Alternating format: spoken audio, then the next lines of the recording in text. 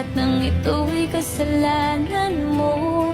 At di naging madali dahil sobrang hapdi, pero kailangan nang bitawan ka. Hindi ko na magawang ipalaban, ayoko nang maranasan to. At kahit anong pagsisising gawin mo. Alam mo, sabi ko kay Lord, pag hindi kita nakuha, kunin ka na niya.